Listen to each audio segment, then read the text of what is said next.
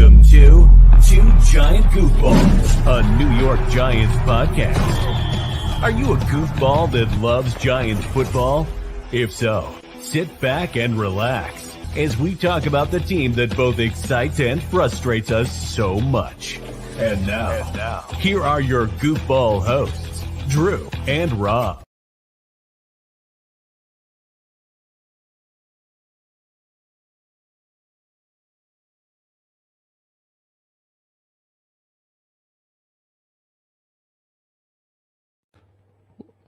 Welcome, fellow goofballs, to Two Giant Goofballs, a New York Giants podcast. I am Drew, soon to be joined here by Rob, who's in traffic. For those who heard my awkward beginning there, I had the thing on mute and didn't even realize there, so apologize about that there.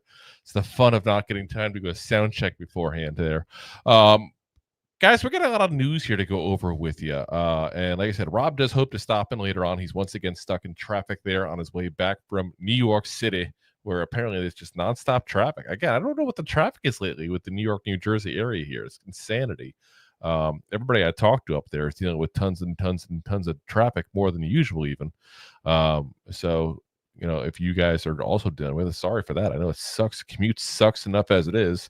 I got to go on a 45-minute ride home myself usually, and I know most people around here think that's ridiculous, but again, those of us from Jersey and New York and all, that's par for the course. I got plenty of people I know an hour and a half home sometimes to get from work there, but luckily mine's not that bad. But again, we're going to get over a lot of different news here to go with you guys here. And the biggest one's definitely, I think, pretty obvious there to y'all that have been watching the news here in the last 24 hours. But the Giants, you know, they did Hard Knocks last year, obviously. And yeah, looks like Hard Knocks is happening again, guys. You know, we got the Giants are literally been, you know, and were publicly embarrassed by what happened on Hard Knocks there last year. You know, the Joe Shane and Saquon Barkley mix up there, and his comments about Barkley and how that whole thing went down. You got, you know, basically the Giants showing how little they knew about their own players, thinking that Tyrod Taylor is going to come back when Tyrod Taylor wanted nothing to do with the franchise afterwards. You know, there was just a lot of things you saw there. You know, you saw the Giants literally doing everything they could to get a new quarterback in the draft, and then having to turn back to Daniel Jones. And obviously that was an embarrassment unto itself. Not that much the Daniel Jones era hasn't been an embarrassment, unfortunately. But yeah, the Giants are going to have to go back, it looks like, there for another round. This season, they've decided that they're going to do another in-season with a division like they did last year with, I believe, the AFC North. To be honest, I don't watch Hard Knocks unless the Giants have been involved. Just don't got enough time to do all that stuff there. But yeah, this year, it's going to be the NFC East. So it's going to start up in December. It's going to run through the end of the regular season. New episode every single Tuesday. That's going to be kind of interesting because you got to think where it starts is going to be the tail end of the season. So listen, taking apart the aspects of non-Giant stories here for a second, because there's a whole bunch there. On the Giants side specifically, you got, what if things don't go well for this season? Is it an interim head coach or a potential change on the horizon kind of, you know, situation going on there? If things, you know, do go well, is it a potential surprise playoff run like it was a couple of years ago in 2022 there? Is it potentially the start of Jackson Dart? Is that going to be in there? Do we see how Russell Wilson handles that, you know, being benched for Jackson Dart in that scenario? There's, like I said, there's a whole bunch of scenarios here that are possible for the Giants there, you know, and you know, then you got everything else as far as the Eagles, them trying to get back to the Super Bowl at that point there. You got the Cowboys, and I think they're going to be a little bit of a cluster this year with everything with that, you know, horrendous coaching decision change they made. And, you know, obviously some issues in the roster overall as a whole. You got the Commanders trying to repeat what they did last year and improve upon that and become an elite team in the, not just the NFC East, but the NFC. There's a lot of storylines, guys. Ton of storylines. That's it's if you want to talk about making it a popular show, the NFC East is the division to do it in. I mean, let's be honest here. I know there'll probably be some people that aren't necessarily NFC East people that might fight me on this and say it's not the biggest division there in football. But listen, it is. Point blank, it is. The Cowboys, as much as we hate them as Giants fans, are quite possibly the most popular team in all of football. The Giants, obviously the biggest market in all of football and 4-time Super Bowl champions. The Commanders, one of the bigger markets and a storied franchise, as much as they've had bad luck for a lot of years now. It's a storied franchise that's also got 3 Super Bowl rings. And then you throw in the Eagles, again, large market. People forget it because it's so close to New York. Philadelphia is, I think, like the 4th biggest city in the U.S. or 5th biggest. It's in top 5. And then you throw in the fact that they're defending Super Bowl champions. Like, that's a big thing, guys. That's a big division. Like, that's if you want to ramp up Hard Knocks ratings, you just put it in the most popular division in all of football. That's one way to do it. I just hope there's no more Joe Shane making a fool out of himself kind of moment. As a Giants fan, I don't want to be publicly embarrassed again. So that's what I'm hoping there. And I see the comment section. By the way, if you haven't recognized, there is a change in the live stream here today. This is a new feature with the program we used to do this that just came out yesterday. We have comments up automatically as you put them, guys.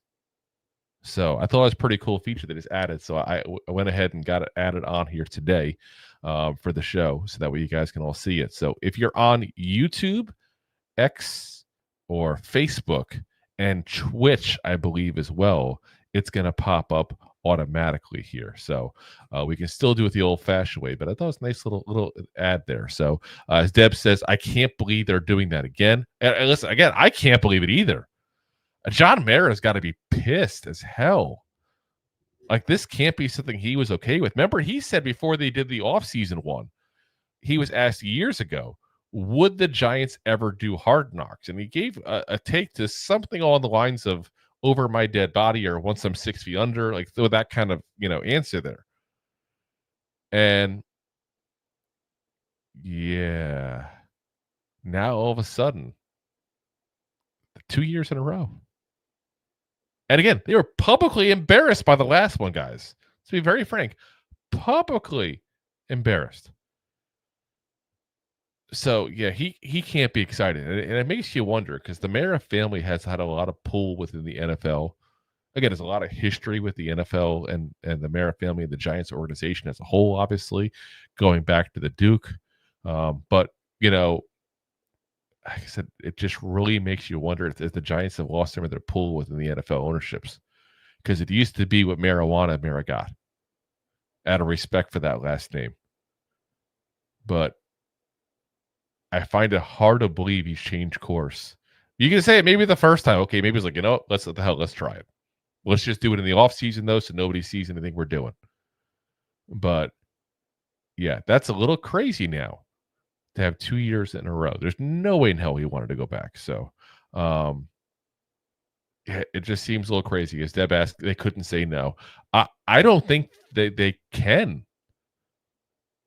I know there was a whole thing where they've had teams that have gone on before that didn't want to go on.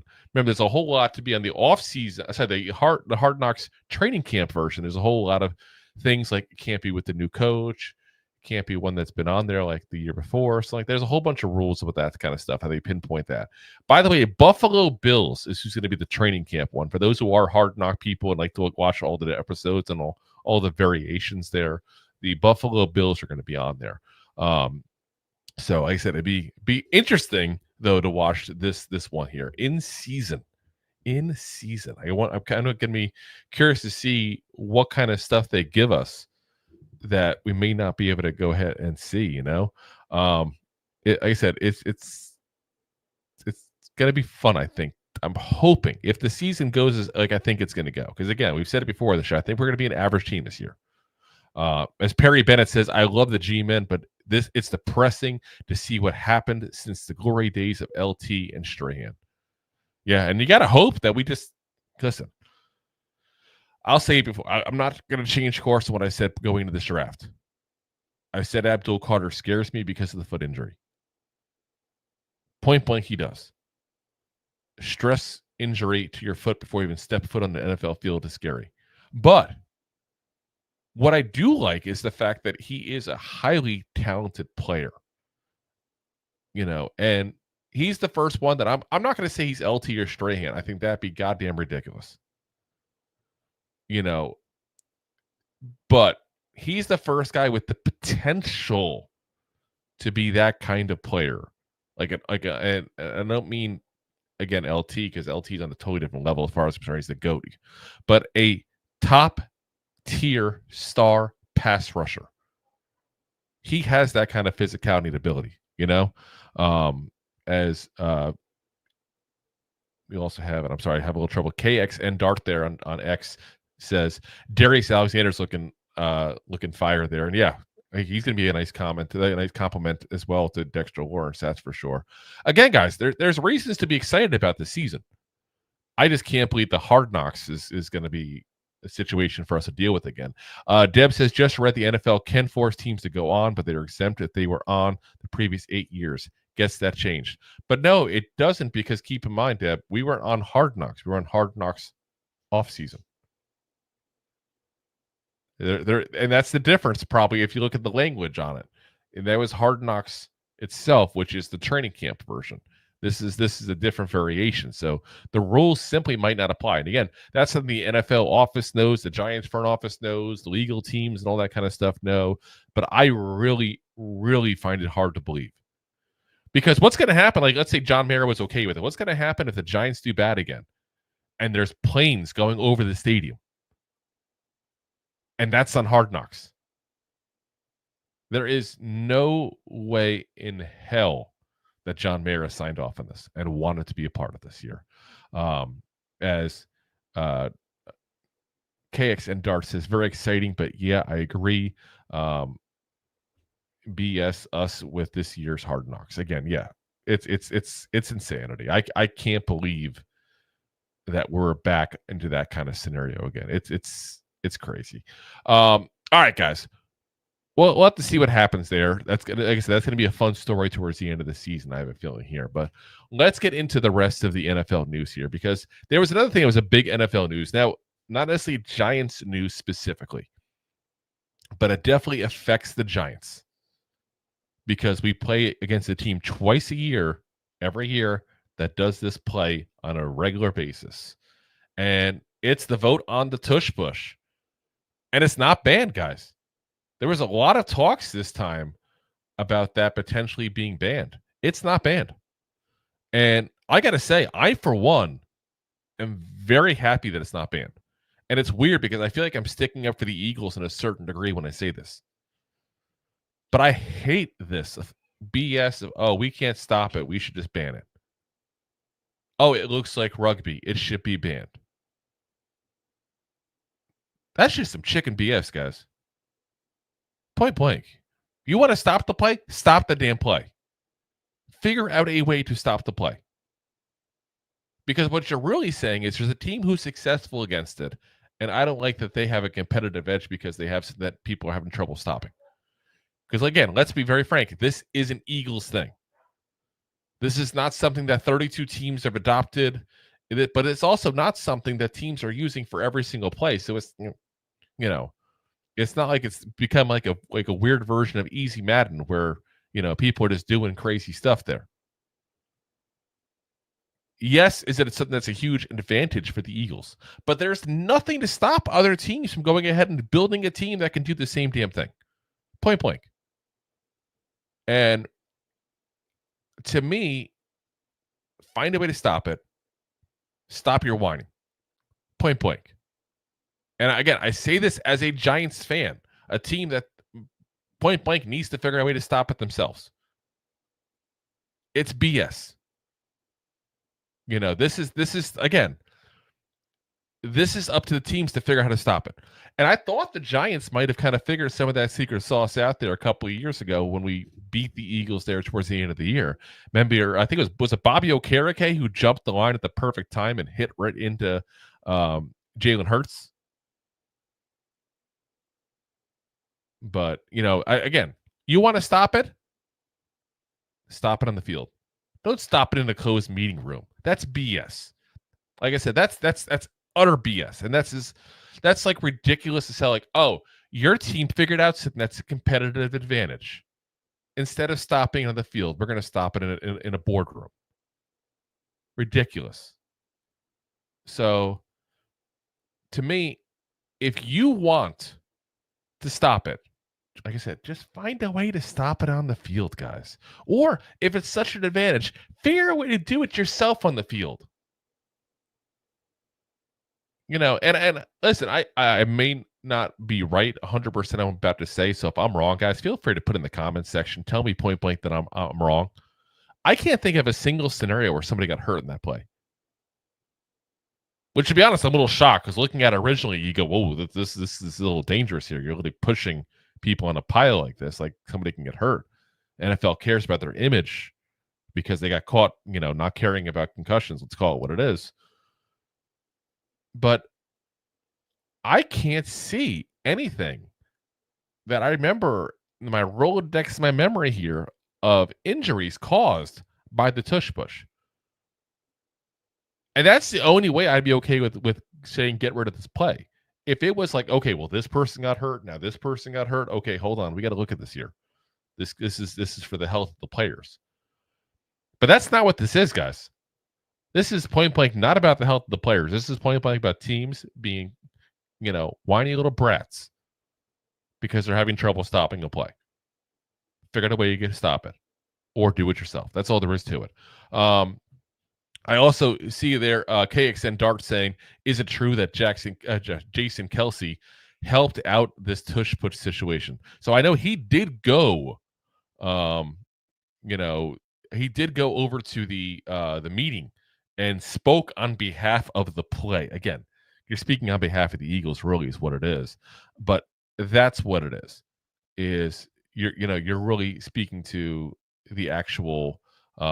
The on behalf of the Eagles. Again, ex-Eagle doing it, so that's where it's at. But again, you can go ahead and stop it. It's a possibility. It has been done. It's not 100% successful. So find a way to stop it and just do it the right way. Do it the way with some dignity.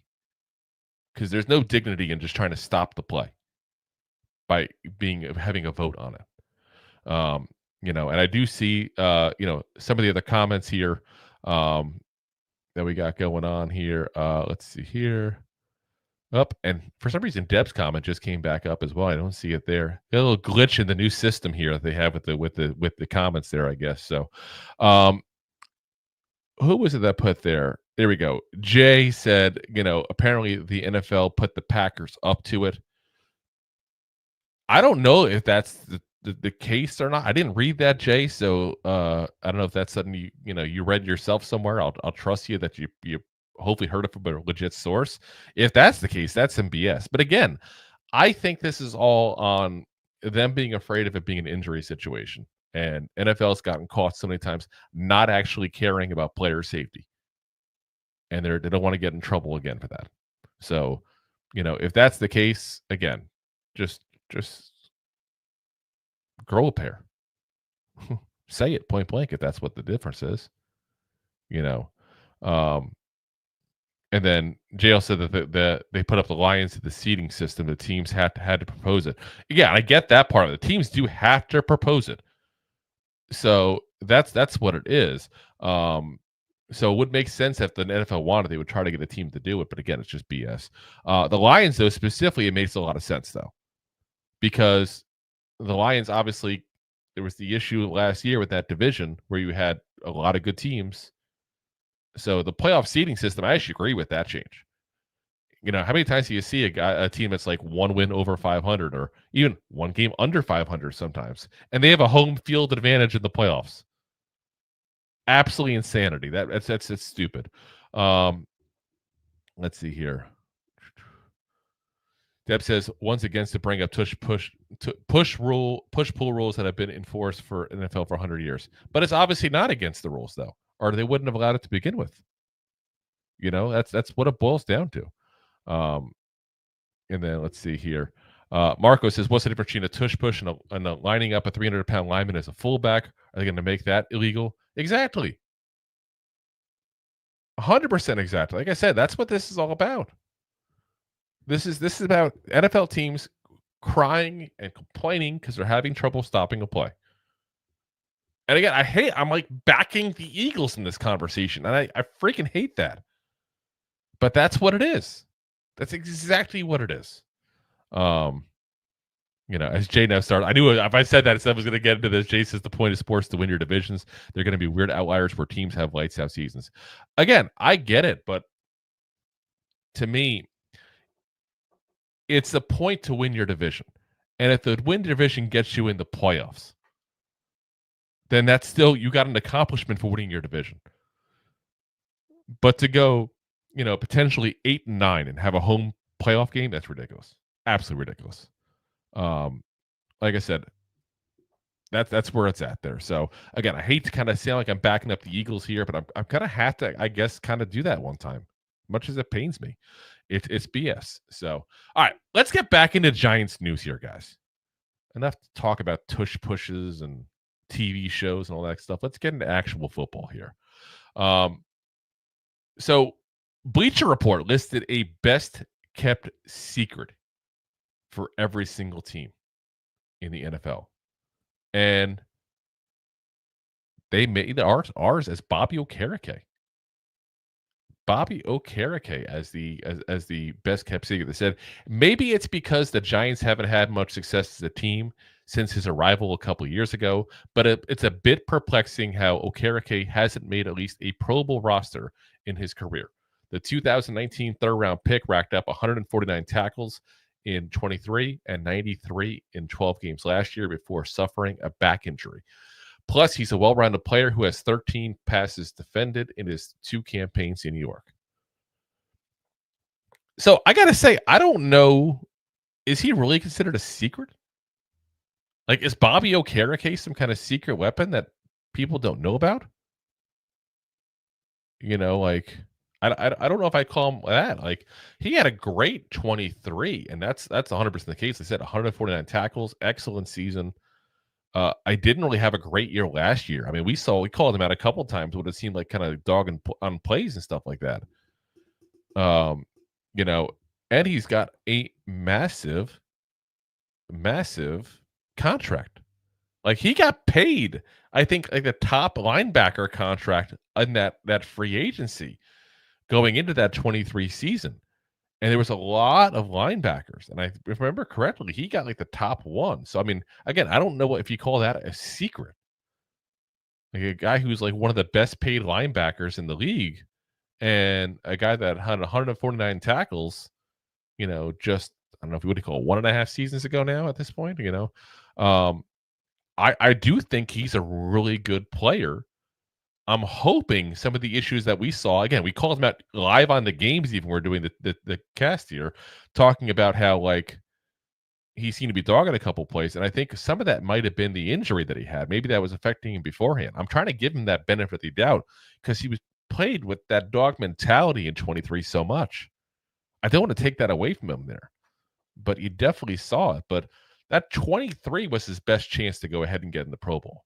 And that's what they said point blank. How has he not gotten the Pro Bowl? He didn't get it because there were so many linebackers that were just really good that year.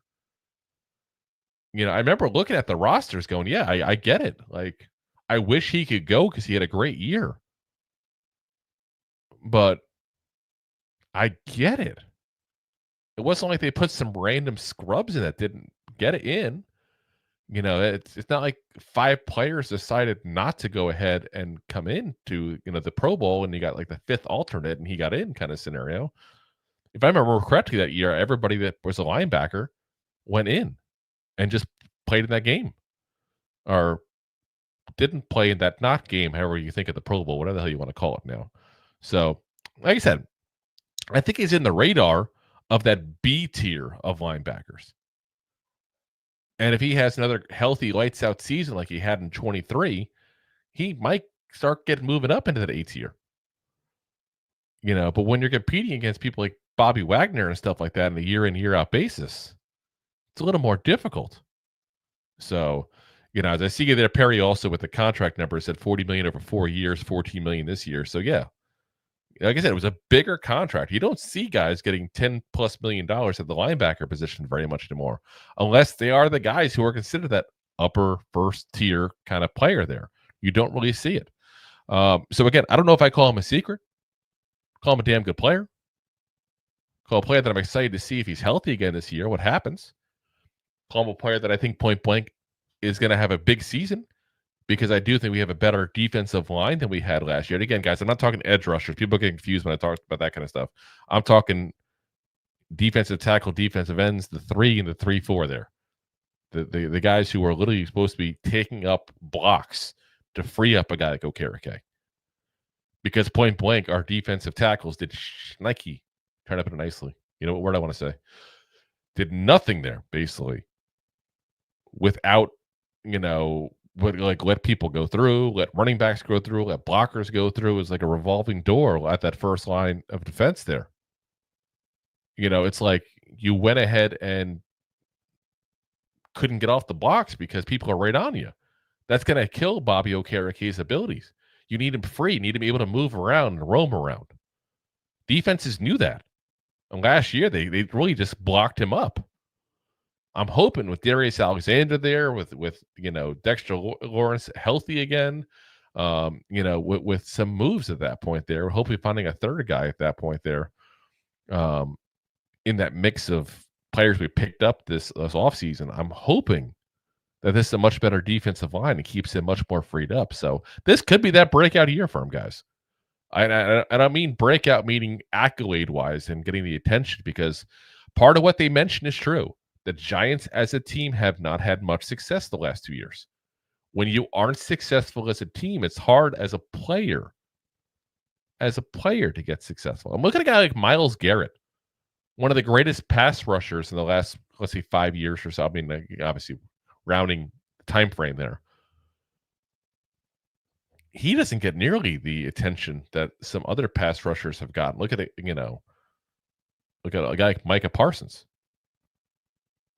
I think that you look at what's going on when you're on a losing team, and you, as a player, you don't get the accolades, the attention, because quite frankly, nobody wants to watch you because your team sucks. So hopefully the Giants are better and he gets that attention. Matty Ice says, who do you think is our secret weapon this year? I'm going to throw you guys out a name that, again, I admit freely, I'm a fan of this kid. I think it's Wan'Dale Robinson. As long as he can get rid of the drops, I think he's going to be that kind of secret weapon. The guy literally was this close to having 100 catches last year, but they kept throwing the ball 3 yards past the line of scrimmage. I think Kafka is going to be much more involved in this offense. I think having an actual quarterback, an actual quarterback, whether it's Russell Wilson, Jameis Winston, Jackson Dart, whoever the hell's throwing the ball, again, all three, I would take over anybody we had a quarterback last year.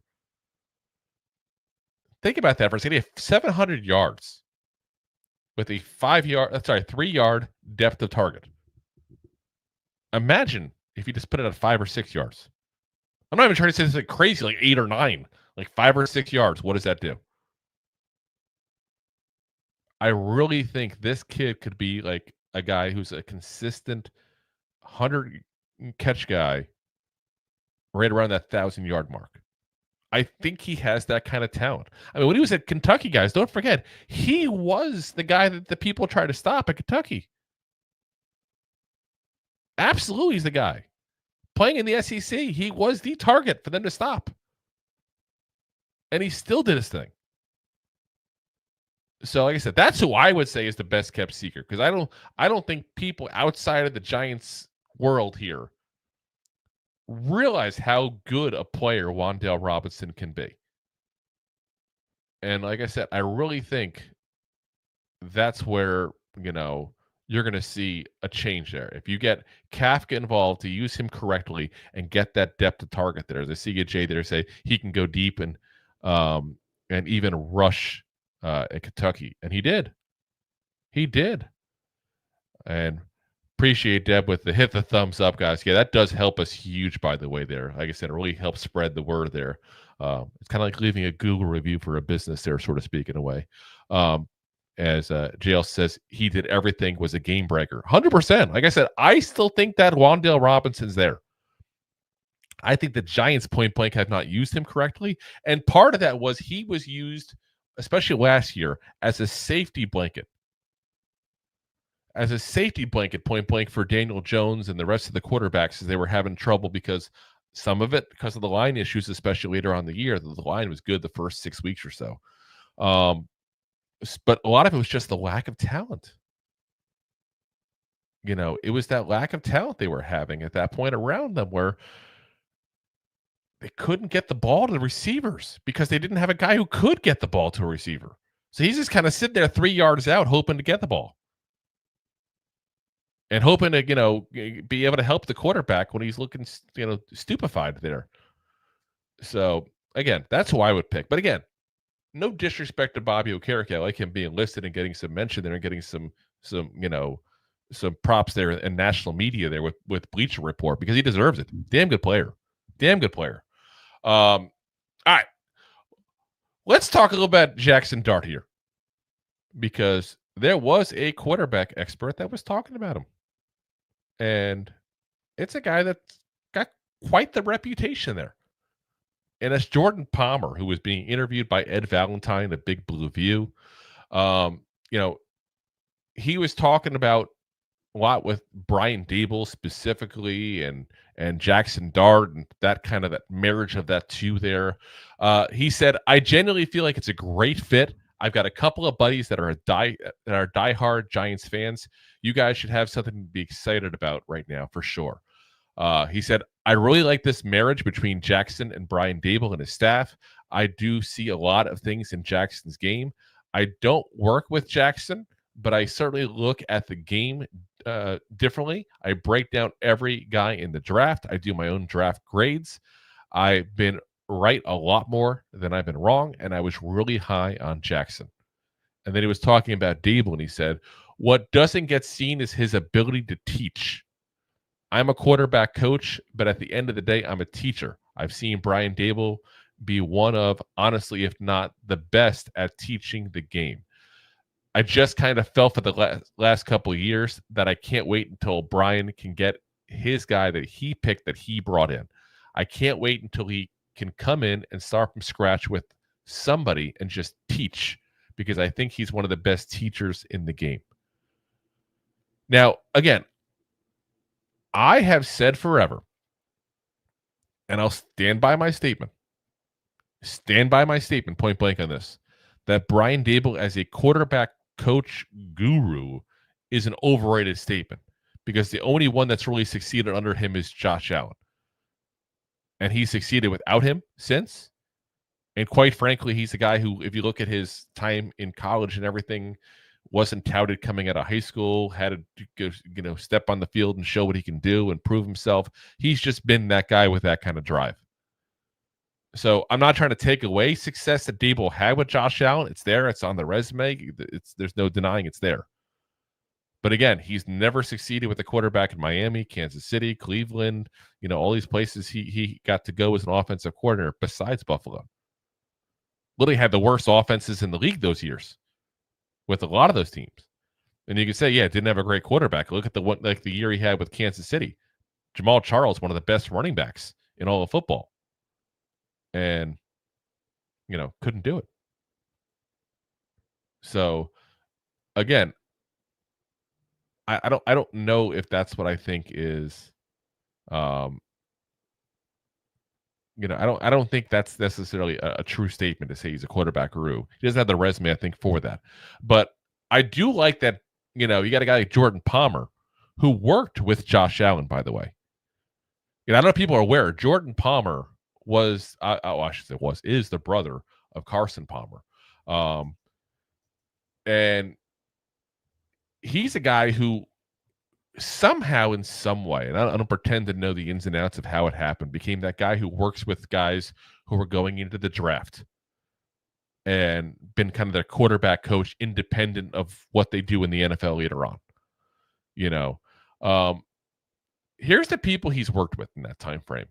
Patrick Mahomes, Deshaun Watson, Josh Allen, Sam Darnold, Joe Burrow, Kyle Allen, Bo Nix. So, and he's also been a guy who's worked in the offseason with these guys, even past them being drafted. So again, he is a guy who's got a lot of success with quarterbacks. His company is QB Summit, which literally all it is him working with quarterbacks. So I like the fact that he, with that kind of track record of working with great quarterbacks, is saying great things about Jackson Dart. That's good. Here's a guy who has intimate details on Josh Allen and his time with Brian Daboll, saying great things about Brian Daboll. I like seeing that stuff.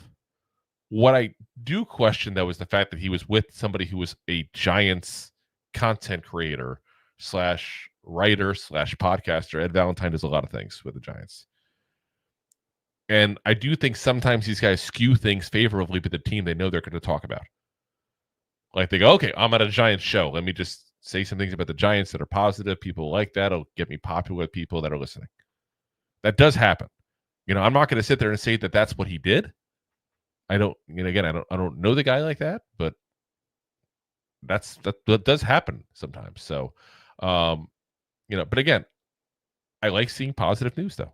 I want a reason to be optimistic about this season, guys. I want a reason to be optimistic about this team. We haven't been able to do that in quite a long time, guys. I really, really want to see that. And it's time. So I'm just grasping at straws when I see stuff like this because it's just been so long since I've been able to be optimistic. Even 22, let's be honest, guys. In 22, we were shocked we got in the playoffs. Don't get me wrong.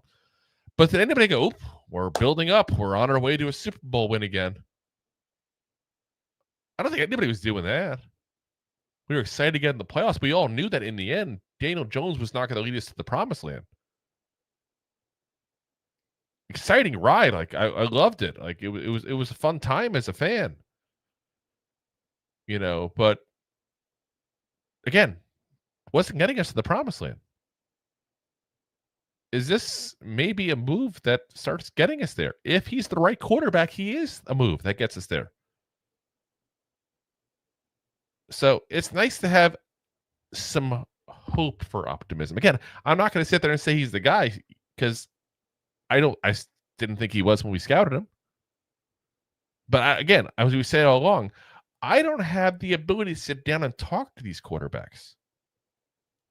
And that's a big difference there.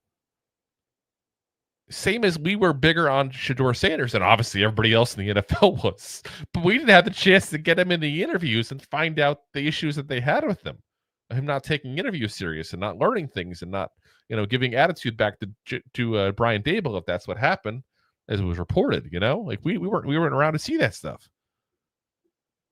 So, like I said, I'm hopeful with Jackson Dart, and my biggest thing is I'm hoping they don't rush him. And I see a couple of you guys saying similar in the comments as well. That's a big thing for me as well. Don't rush this kid. Let him sit. Let him learn. Play him towards the end of the season if you want. I'm not saying he's got to sit the entire season, but don't throw him to the wolves in week 4 like we did with Daniel Jones. Let's be honest. That was a move that Pat Shurmur made to save his job. He thought that this would create a spark maybe, and they would start winning, and all of a sudden he can go ahead and do that, and things would be better for him, and he'd get another third year there with the Giants. Obviously, that didn't work out how he had planned it, but I think that's what the whole plan was there. Let this kid sit. You got Russell Wilson for a reason. You got Jameis Winston for a reason. You kept Tommy DeVito for a reason. I've said point blank, Russell Wilson looks like it's going to be is the starter. That's what it's going to be. I see you, Perry, in the comments. I don't necessarily disagree. I would have been fine with Winston starting. Point blank. I think Russell's got more talent, but I think Winston would have been, the guy that I would have put in as a starter and just call it a day. But let him go ahead and start Russell Wilson. That's what you plan on doing. Let Jameis Winston sit as the backup. Keep Tommy DeVito in case there's an injury so you can make him the backup. And keep Jackson Dart off the field, guys. That wasn't a pro-ready system. that they had there at Ole Miss. Point blank was not a pro-ready system at all. And I want to give him a chance to succeed. And I think if you throw him out there way too early before he learns to get ready for a pro-style offense, you're going to go ahead and set him up to fail. And you see that all the time. Look at Anthony Richardson in Indianapolis. I'm going to use that as a classic example. Here was a kid that wasn't ready. They threw him out there. He looked pretty good in his rookie year until the injury happened. And then last year, came crashing down to what he actually is right now because they never took the time to develop him. And they wasted that pick as a result. And now look at that. Daniel Jones might beat him out in camp. It's an actual competition. And if you notice what's going on in Indianapolis, they're doing videos like crazy. Videos like crazy of Daniel Jones. Like they're pumping him up just in case he takes the job. And I get what you're saying there, Jay. I see that. Major difference between Dart and AR. I'm not trying to say anything against AR or Dart or pro AR or pro Dart. All I'm saying is you don't rush a quarterback that's not ready. And I definitely think that's part of it. Now, AR's got his own problems as far as, like him not him coming out of a game because he was tired and that kind of stuff there. Like that's a scary thing to see from a quarterback. But I'm just saying you don't rush them. And I think that's part of the problem that Anthony Richardson was having. He got rushed. And when you rush a player who's not ready and you put him in, you mess him up. Kind of like when we messed up Daniel Jones by giving him, a guy point blank should never have been a coordinator, basically the way he was with the Giants, and Jason Garrett. Now, I don't think Daniel Jones is ever going to be the guy. I don't think we made that kind of like a fatal move on him. You just got to give Dart time. But like I said, I just love to see positivity from someone about our team right now. It's just been so long. That's just where it's at. Let him relax. Let him sit. Let him learn. And point blank, I would keep around Jameis Winston nonstop. Like I know Russell Wilson's probably gonna be the starter. Don't get me wrong, but I hope they had this conversation where they said, Jameis, we're bringing you here for one reason: your personality, your leadership, the way you are overall in the locker room, and we want you to teach this kid. And Russell Wilson, you just go play football for the time being. This is kind of a year that we get. The biggest thing of this year is developing the quarterback. So, though I wouldn't mind Russell Wilson maybe teaching him a little bit of how to deal with media because he's very good at not answering questions and that. Just don't do the unlimited and all that BS. So, all right, guys, let's pay the bills real quick, and then we're going to go ahead and get into real quick a couple more topics we have to talk about here with the New York Giants here and all the latest news. Thanks for watching. Like the show? Of course you do, or you would have turned it off by now and not be hearing me. There are plenty of ways to support the show. YouTube is the best place to join us, and we offer memberships there with fun benefits like custom emojis and early access to video clips. Of course, there you can also send super chats and stickers to send one-time support payments. The best way to support the show is to buy these drunk idiots beers at buymeacoffee.com/2giantgoofballs. Along with one-time support payments, there are also monthly plans, so you can continue to help kill their livers each month. You can also show people that you are a goofball by visiting our store at 2giantgoofballs-shop.fourthwall.com. We got everything from shirts, hats, phone cases, funny candles, buttons, stickers, and even a 2 Giant Goofballs towel to dry off your goofballs. Of course, you can always support the show for free by simply hitting the like, subscribe, and share button wherever you are watching or listening to this. Hit the thumbs up on YouTube. Leave a 5-star review on Apple Podcasts. It helps the show tremendously, and quite frankly, the goofballs suck at marketing and need your help to get the word out. Thank you for being part of the Goofball Army and for taking the time out to support the show. All righty, guys, let's get back into the news here. We got a couple more things to go over here. So, got some craziness being talked about with the Giants here. Giants going to win just one game? Literally, that's what Vegas is suggesting right now, guys. One game. We are favored to win. And that's it. That's it. Get ready. It's early. Like, things will change, obviously, and that kind of stat might change there, obviously, as things progress here. But literally, we're being told we're going to win one game. this year by Vegas. And that's week 5, by the way.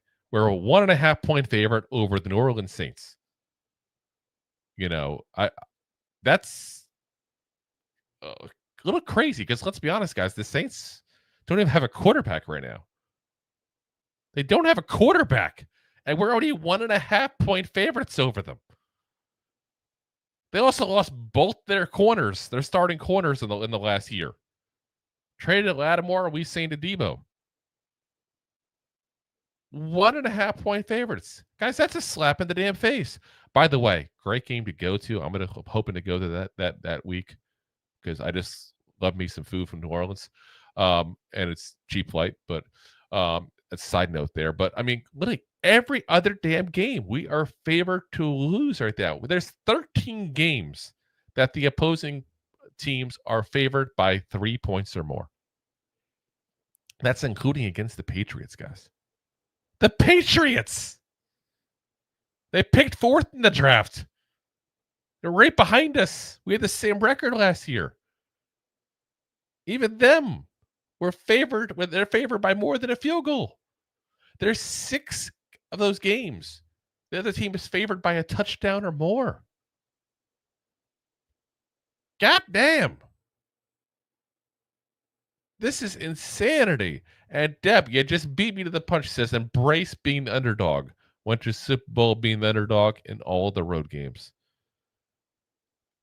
That's exactly that. I'm telling you right now, if I am Brian Dable, and like I said, I don't know what the modern equivalent is to it. It used to be back in the day, the coach was like, let's go ahead and rip this headline up. Let's put it up in the locker room, or let's blow it up on a poster. Like, I don't know what the modern equivalent is of that nowadays. Like, are you just like putting it on a tablet? Or are you emailing it out to everybody on the roster? Like, I don't know what the rules are nowadays. I'm old.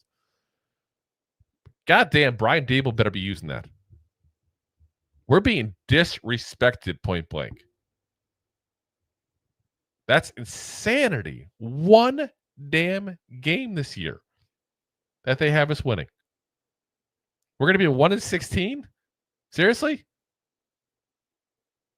Like that? Listen, I don't think I've talked to anybody who's thought it's that bad. And again, after all the moves we made, we beefed up the secondary big time in free agency. We added potentially the best player in the entire draft at a prime position. A prime position. It's not like that we got a guy who was like, a safety as the best player in the draft. We got the best player in the draft potentially who's an edge rusher. We got a quarterback of the future. And, oh, yeah, we have 3 quarterbacks better than any of the quarterbacks we had in the roster last year. We have tons of guys coming back from injuries. 1 goddamn win. That's a slap in the face. And as Deb says, got to do the talking on the field. Yeah. There should be some talking. Like, the Giants should be pissed as players. They should be embarrassed. Embarrassed, point blank. Because I got to tell you, as a fan, I've been embarrassed for the last couple of years at times. And I don't even work for them. This is what I do. It's not what I do for a living, playing football.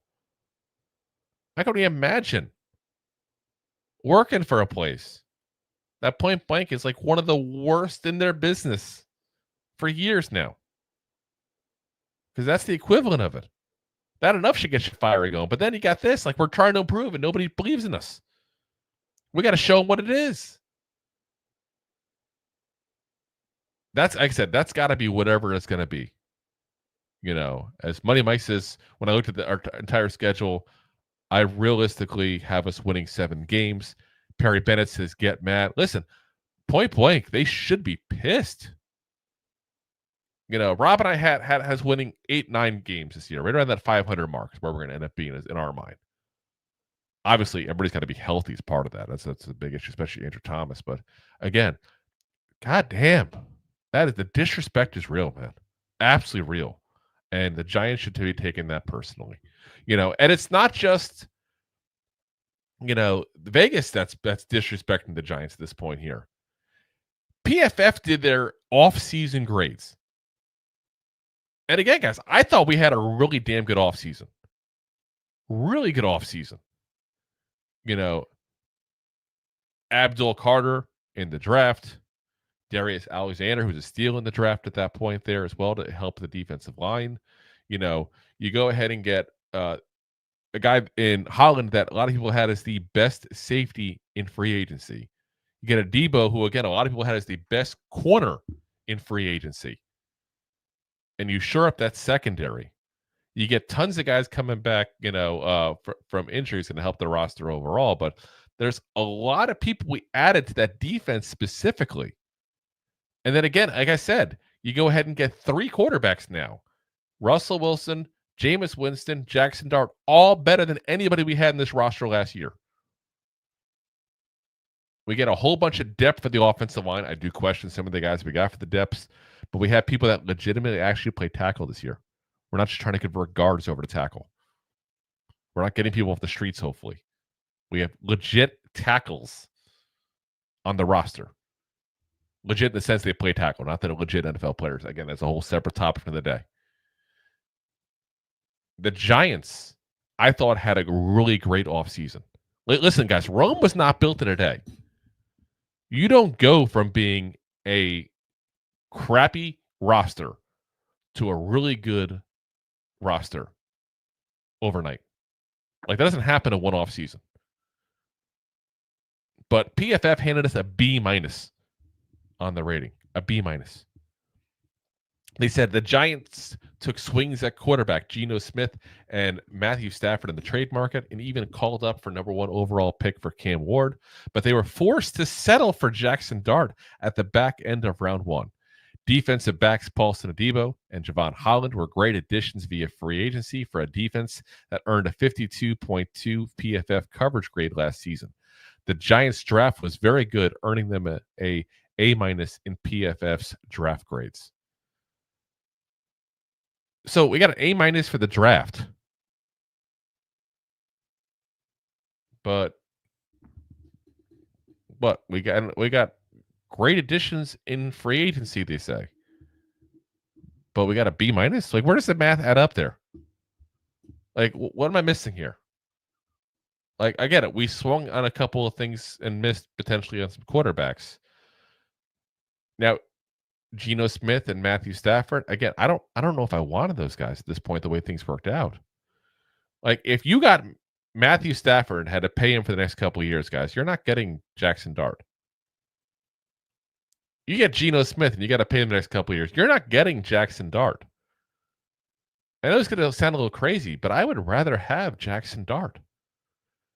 Stafford is the best of those 3 quarterbacks by far. Let's be very clear on that. By far.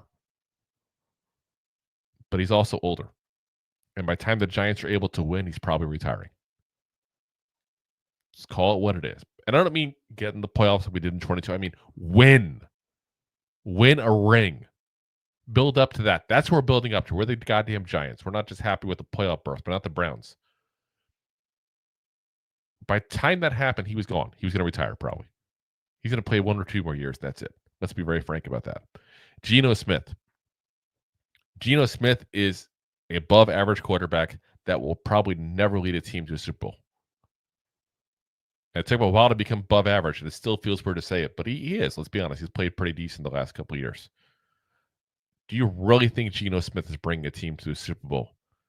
Do you think he's bringing home a trophy to Las Vegas? I don't see that happening at all. So again, that's not the goal here. That's not enough for me to get in the playoffs. I want a goddamn ring. So, yeah, as Money Mike agrees, Stafford doesn't fit our timeline. Exactly. He was a great 1 year gap if you want to do that. That's what he would have been, And then they want to talk about, the Cam Ward thing. Okay, we didn't get Cam Ward. We got our second favorite quarterback. The Giants could have picked any quarterback not named Cam Ward in this draft. And that's who they got. I can't be upset with what they did at quarterback. And I feel like that's what's making them go down to B-. Like, we went ahead and got 2 cheap, legit veteran quarterbacks who are better than anybody we've had.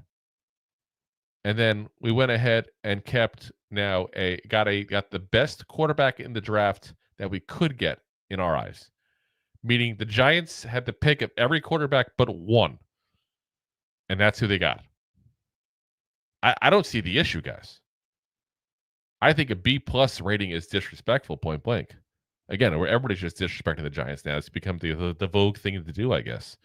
But yeah, I would, like I said, I would go ahead and point blank say maybe A- is where this should go. Like I said, they didn't hit a home run for everything. I thought they could have gotten some better depth at offensive line. I think some of the guys we got are kind of scrubs that I'm not very happy we got, but at least they got somebody. And they went ahead and got some wide receivers, but nobody of really any big name yet. I mean, who knows what happens to Gabe Davis, obviously. But as I said before, guys, if we have an injury to wide receivers, we could be in trouble real fast. Because past the big three of, Neighbors, Wan'Dale Robinson, Darius Slayton, who do we got?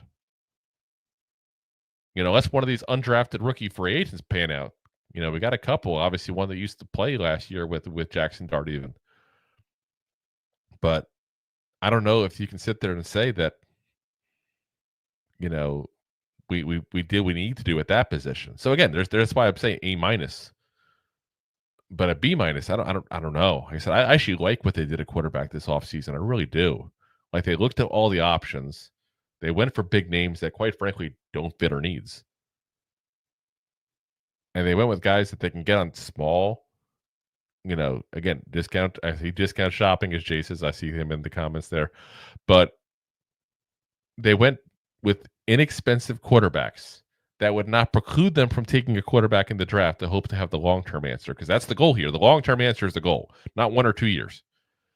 And what they did is they went ahead and took a quarterback in the draft, and now they can go ahead and, try to develop him.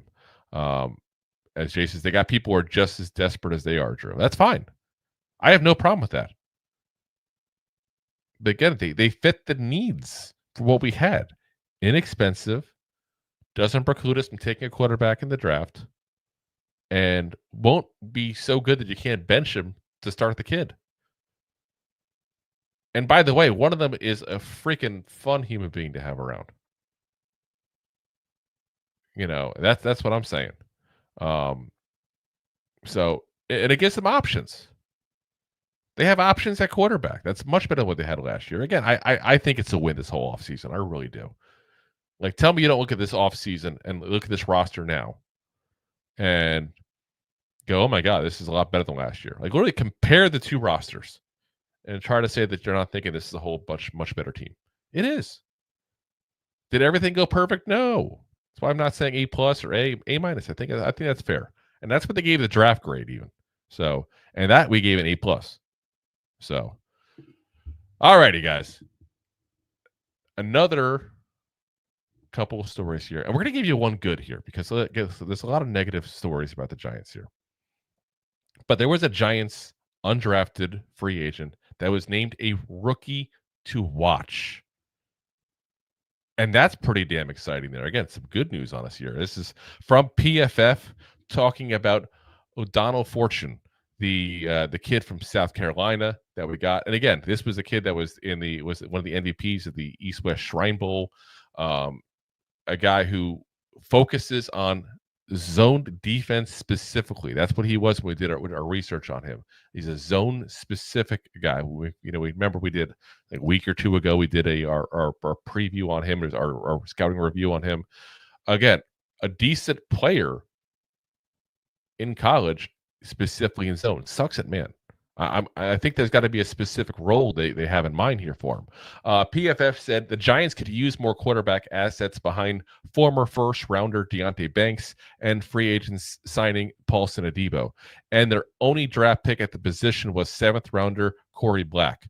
Fortune ranked 3rd in FBS in PFF coverage grade in 2024, 90.2, behind only top picks Barron and Hunter.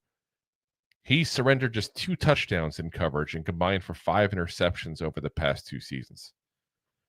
I don't necessarily disagree with him that he's an interesting one to watch. I feel like this is a player that has an opportunity. And I think it's a key word what they said there. a rookie to watch, not a rookie to watch for him to take off, not a rookie to go ahead and, do amazing things right off the bat, but a guy to keep an eye on because he's got an opportunity. He really does have an opportunity. And when you're undrafted rookie free agent, let's be honest, that's all you're hoping for is an opportunity, a chance to show what you got. Fortune's got it. He's going to have it in camp point blank because there's not a ton of depth at the corner position that you really have a lot of faith in. At least wouldn't necessarily have a lot of faith in to be on a good roster. I'll put it that way. There's some holdovers from last year that we had to sign midseason ourselves even. So, yeah, he's definitely got a chance. And I think he's an intriguing player, again, if used properly in a zone defense. That's what he's got to be put into. And it'd be nice for us to get a gem there. It's funny. We talked about him in the, in our preview when the Giants signed him or scouting report on him. A lot of people were like, whoa, wouldn't it be nice to have a gem? It's been a long time since the Giants had a gem. Like a guy that's picked up and does amazing things and nobody expected anything of him. Besides Victor Cruz, it's been a while, guys. Even Victor Cruz now is getting to that. It's been a wild time period here. So, hopefully the Giants are due for one. I agree with PFF that he is got some potential because he's going to get a chance to play. He is a guy to watch. And I know it's somebody we'll be watching here on this show to see what he does there in camp and preseason and all that kind of fun stuff there. We do have one more story here with people not being so nice about the Giants again. And this is now from NFL Network, who did their win projections there. And yeah, the projections are in, and it's not good for the Giants, guys. They projected us to win 5.4 games. Not sure how you win 0.4 of a game, but that's what they're saying is 5.4 wins. At least it's better than the one win that Vegas gave us, I guess. But I still think that's a little low. They said trying to win at Washington in week 1 and hosting Kansas City on Sunday Night Football in week 3 in the first 3 weeks of the season is tough in itself. That becomes a much tougher ask if rookie quarterback Jackson Dart ends up being the team starter. The Giants' schedule is punishing overall, and especially so midway through the campaign with back-to-back road games in Denver week 7 and Philadelphia week 8 and home games against San Francisco week 9 and Green Bay week 11, sandwiched around a trip to Chicago. The difficult sequence finally ends in Detroit in week 12. I got to say, this kind of reads to me like somebody has no goddamn clue about the Giants. Point blank. Like, this is the second thing I've already seen about Jackson Dart. What if he ends up being the starter? Jackson Dart is not starting in the beginning of the year, guys. That's absolutely insane. We talked about it earlier in the show. Like, we want him to kind of come through and slowly be, brought on the field and stuff. That is absolutely insane to even suggest that Jackson Dart would be starting this season. That's basically what they just did. It becomes a much tougher ask if rookie quarterback Jackson Dart ends up being the starter. And that's talking about the first 3 weeks they said that right after. But some of these games aren't as difficult. I still think like people think. Again, San Francisco, I have no faith in them right now. No disrespect to Shanahan, but they've lost so many players. It's not even funny this offseason. And they really haven't added anybody of substance because they had to pay their quarterback now. They decided to make that decision. So, Deebo Samuel's gone. You got offensive linemen that are gone. You got a whole bunch of people that are gone on defense. Safeties, corners, defensive linemen, everybody's leaving. And I don't know if people just have a lot of faith in Robert Saleh coming back as a defensive coordinator, but it just seems like people have it a given that they're going to go back to the San Francisco 49ers they were. I don't think that's so much of a thing. And Jay, I see you there, said, yeah, if he can't beat out a 37-year-old on his fourth team, I don't know, man. It's not that he can't beat him out. It's that he shouldn't be allowed to beat him out because he's not ready to play. It's about setting him up for success and not putting him out there that he's ready. Even if he is the best quarterback in this roster, which is a possibility. We haven't seen him compete in this roster. It's not the right thing for him and the team in the long term. So I don't think he even gets a chance to beat him out. But again, I I don't know. I just don't think every single game is such a gauntlet as people seem to think it is. I really don't. I get it. We're playing the NFC North. That's difficult, except I think Chicago is, Chicago's not that good, I think, still at that point. Until I see otherwise, I'm just not going to feel like I'm afraid of playing it's the Bears. Bears that have sucked for the last how many years? Like, I'm afraid of that. Again, the Niners who lost like all these players. You got the Commanders twice that we played very well against every single year, including last year when they were so good. It was close games, both of them. We may have lost them both, but there was definitely closeness in those games. One, and I'm not blaming him when I say this, but if Neighbors catches one more ball, that first meeting, we probably won that game. Again, the only reason we're in that position was because of Malik Neighbors. So I'm not blaming him for the one drop there, but I'm just saying, like, that's how close those games were. Again, Green Bay's beatable. They're not this 17-0 gauntlet year in, year out. People are making it seem like with that. Are you kidding me? This is we have a chance to beat some of these teams, guys. And I see you there, Deb, with the defense, and you're right. This team has been building up this defense now for the last couple of years and made a lot of moves. Again, bringing in Abdul Carter, trying to fix the secondary in the free agency. Defense will keep us in this game if they're healthy and everything gels the way we hope it will.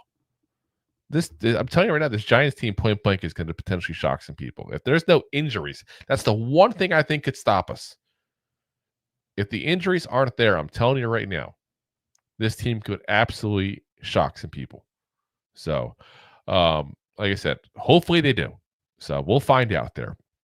Now, guys, we're going to be back again for you tomorrow night, Thursday, 9 p.m. Eastern Standard Time, as always. We may be doing some more news. We may continue and go ahead and do our NFC East rankings on defensive players. We haven't done that yet. We did the offensive players there on Monday. So like I said, we'll be doing one of those two there, or who knows, maybe something else breaks that we weren't anticipating. We're talking about doing the defense there today. And then the news broke on the Hard Knocks. I really wanted to get into that there, and I figured that might take a minute. As Jay says, free Rob. Rob is free. He's just not freed up from traffic. So last time I talked to him was right before he said the show an hour ago, and he's still on the Parkway. So so he's just, like I said, it is what it is right now. I know a lot of people in Jersey have been dealing with all kinds of issues between train strikes and sinkholes in the Parkway and all kinds of fun. I don't know what the hell's going on in Jersey, but and it's funny. I see you guys still talking. Deb, I agree with you 100%, by the way. Get rid of Gano and Gray. But we need a kicker to replace Gano. But yeah, those two to me got to go. Anyway, guys, we'll be back again tomorrow night, 9 p.m. Eastern Standard Time. As always, we are live on YouTube, Facebook, Twitch, Twitter/X, and of course, Rob's favorite, my LinkedIn profile. We're also available the next day on all the audio podcast platforms. So it's Apple, Spotify, iHeartRadio, Pandora, Amazon, all the big ones there. Guys, if you haven't already, do me a favor. Hit that thumbs up if you're on YouTube. Hit the like, hit the subscribe, hit the share.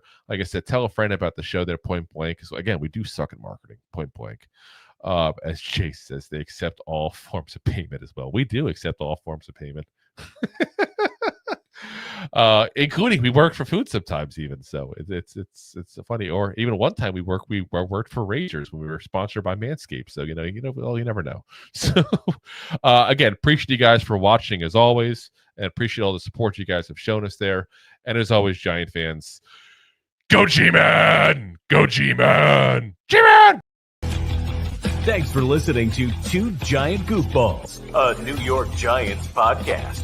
We appreciate your support. Thanks so much. Please, I'm begging you. Please subscribe.